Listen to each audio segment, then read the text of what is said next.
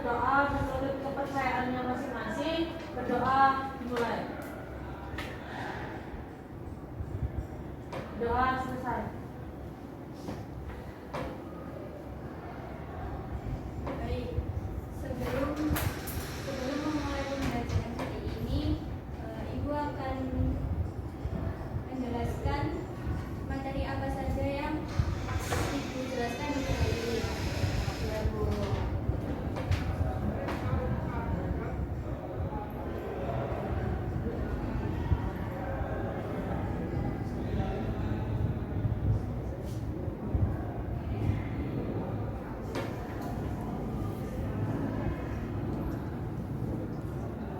Baik, di sini Ibu akan membahas materi kali ini mengenai teknik pelayanan pelanggan.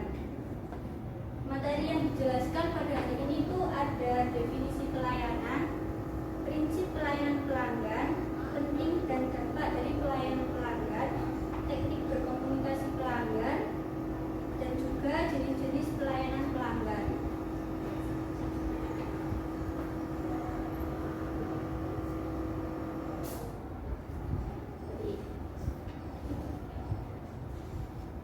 Selanjutnya, di sini ada definisi dari pelayanan pelanggan atau customer service. Pelayanan pelanggan adalah segala bentuk aktivitas yang dilakukan oleh perusahaan atau individu untuk memenuhi kebutuhan, keinginan, dan juga harapan pelanggan sebelum, selama, dan setelah mereka membeli produk atau menggunakan layanan.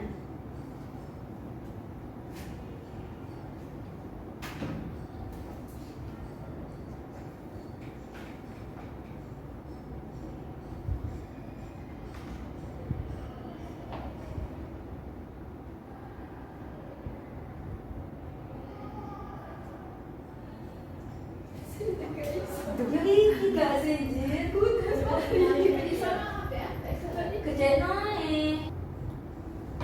Selanjutnya yaitu ada prinsip pelayanan pelanggan. Yang pertama ada responsif, ramah, empati. Setelah itu empati, konsisten, dan juga profesional. Ada yang tahu dari 5 prinsip ini pengertiannya? Belum ada yang tahu ya anak-anak? Belum. Nah, di sini ya udah Ibu jelaskan ya. Untuk yang pertama yaitu responsif. Responsif adalah segera merespon pertanyaan, keluhan atau permintaan pelanggan dengan cepat dan tepat. Contohnya itu seperti customer service e-commerce, segera menanggapi chat pelanggan yang mengalami kendala dan juga memberikan solusi dalam hitungan menit. Yang kedua yaitu ramah. Memberikan pelayanan dengan sikap yang ramah, sopan, dan juga penuh perhatian. Contohnya yaitu seorang kasir di restoran menyapa pelanggan dengan senyuman dan berkata, "Selamat datang, ada yang bisa saya bantu?" Seperti itu. Yang ketiga yaitu ada empati. Empati ini menunjukkan perhatian dan juga memahami kebutuhan pelanggan dengan baik.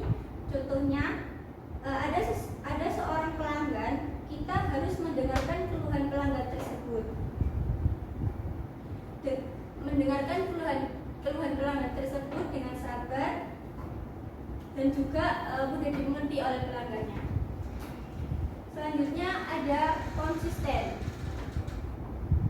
Konsisten ini menjaga kualitas pelayanan yang sama baiknya untuk semua pelanggannya, kepada pelanggannya kapanpun dan dalam kondisi apapun. Yang terakhir yaitu ada profesional. Profesional ini memberikan layanan dengan sikap profesional, contohnya dengan informasi yang jelas dan tetap tenang kepada pelanggan.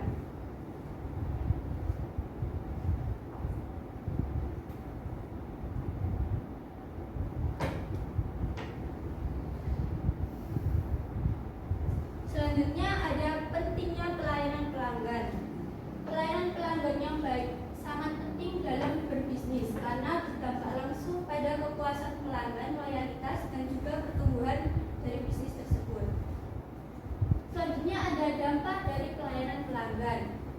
Dampaknya yaitu pelayanan pelanggan yang baik dapat memiliki peran besar dalam membangun loyalitas pelanggan. Berikut beberapa dampak positifnya, yaitu untuk meningkatkan kepercayaan pelanggan, mendorong pelanggan untuk kembali, dan juga meningkatkan word of mouth atau rekomendasi mulut ke mulut.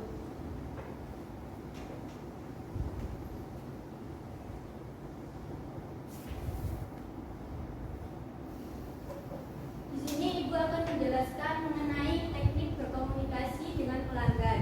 Yang pertama, dengan mendengarkan aktif atau fokus ulangi poin pentingnya, yaitu teknik komunikasi di mana seorang benar-benar fokus pada pembicara dan juga memahami pesan yang disampaikan serta memberikan respon yang menunjukkan perhatian dan juga pemahaman. Yang kedua, jangan memotong pembicaraan pelanggan. Memotong pembicaraan pelanggan saat mereka berbicara dapat membuat mereka merasa tidak dihargai, frustasi, atau bahkan kehilangan kepercayaan terhadap pelayanan yang diberikan. Yang ketiga, gunakan bahasa yang positif dan juga sopan. Menyampaikan informasi dengan nada yang ramah, optimis, dan tidak menyinggung perasaan pelanggan tersebut. Yang terakhir yaitu menggunakan nada suara yang ramah dan juga jelas. Cara berbicara yang menyampaikan kehangatan, kesopanan, dan juga keterbukaan sehingga pelanggan merasa nyaman.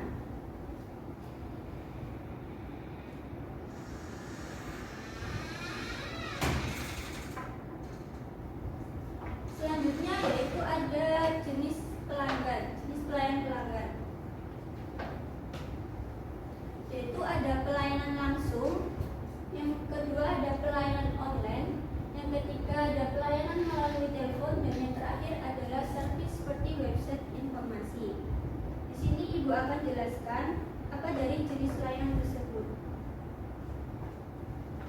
Pelayanan langsung yaitu contohnya dengan pelayanan melalui tatap langsung atau tatap muka face to face, yaitu interaksi langsung antara pelanggan dan juga penyedia layanan. Yang kedua ada pelayanan online. Dengan melalui telepon, pelanggan mendapatkan bantuan melalui panggilan telepon tersebut. Yang ketiga yaitu ada pelayanan melalui telepon. Pelayanan melalui telepon yaitu seperti kita menelpon customer yang ada di e-commerce tersebut ya. Yang terakhir ada self service seperti website informasi. Itu jenis layanan di mana pelanggan itu dapat mencari informasi, menyelesaikan masalah, dan juga melakukan transaksi sendiri tanpa harus berinteraksi langsung dengan pelayanan yang ada di e-commerce tersebut.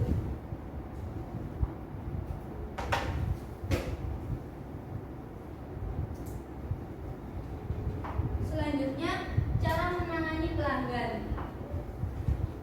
Menangani keluhan pelanggan dengan baik adalah kunci untuk menjaga kepuasan dan juga loyalitas mereka. Berikut adalah langkah-langkah efektif dalam menangani keluhan pelanggan. Yang pertama yaitu dengan mendengarkan dengan sabar dan juga perhatian kepada pelanggan, menunjukkan empati dan pengertian kepada pelanggan. Jangan terbawa emosi, terutama jika pelanggan marah. Yang terakhir yaitu memberikan solusi yang tepat dan juga jelas kepada pelanggan. Semuanya apa sudah paham dari beberapa materi yang sudah dijelaskan Ibu tadi? Paham. Baik.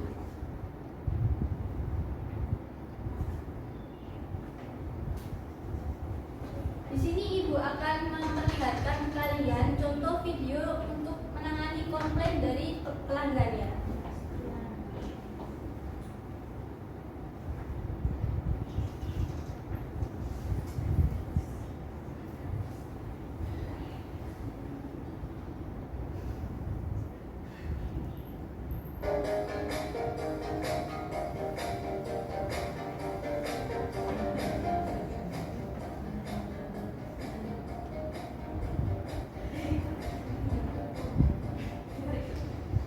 Selamat siang, silakan duduk. Saya bidang customer service di fashion, ada yang bisa saya bantu? Iya Mbak, 2 hari lalu saya beri silakan di sini, tapi di rumah saya cek lagi, ternyata jam 2 di bawah. Saya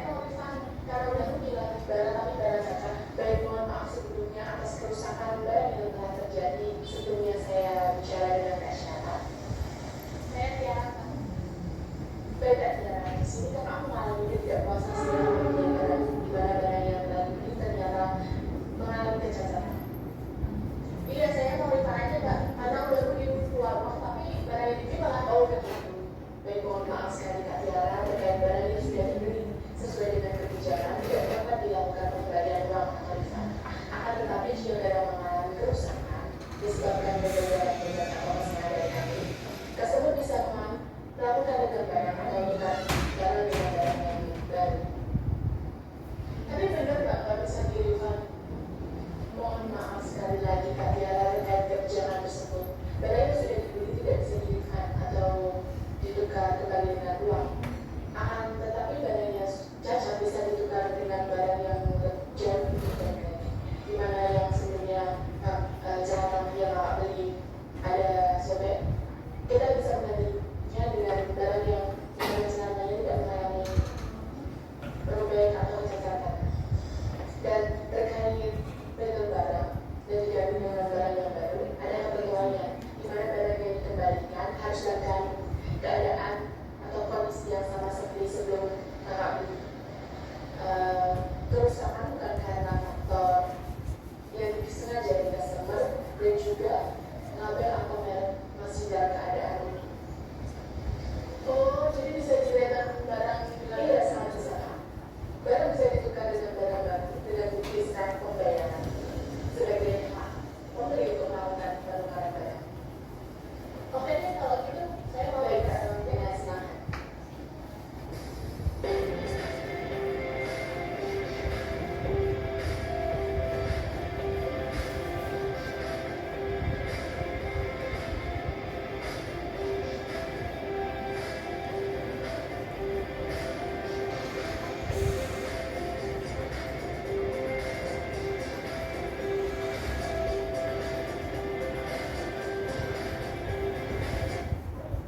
Baik, itu tadi adalah contoh video menangani pelanggan yang lagi komplain. Semuanya sudah paham gimana cara untuk menangani pelanggan yang komplain tersebut? Sudah, bukannya habis melihat video tadi bisa katakan bagaimana cara kita menangani kendala bila ada masalah. Oke.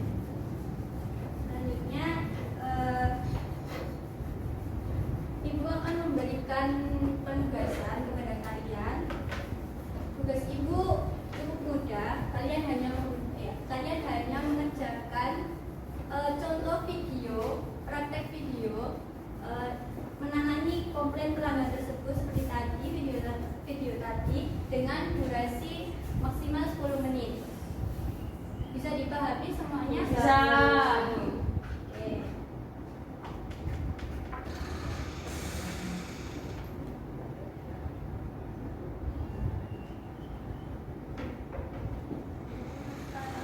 Dari penjelasan yang Ibu jabarkan tadi, apa ada yang bisa satu saja menyebutkan kesimpulan yang sudah Ibu jelaskan?